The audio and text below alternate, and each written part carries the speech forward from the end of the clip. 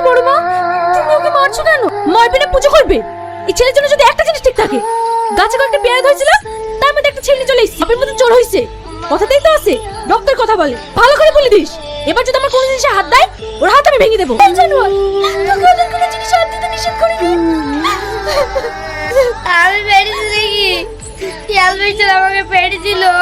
তুই তো ভালো করেই জানিস, যে যাই করুক না কেন, আমাদের গাড়ির দোষ পড়বে। আমার কোনো দোষ ছিল না, আমাকে কালি কালি মারলো। কাঁদিসনি, ঘরে বাসিবার টাকা আছে, খেয়ে নিস।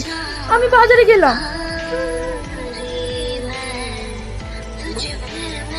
ওঠ, ওঠ আগে ওঠ।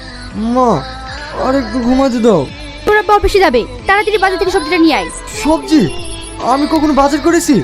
এত বড় হয়েছিস, বাজার করাটা তো শিখতে হবে। দূর, তোমরা না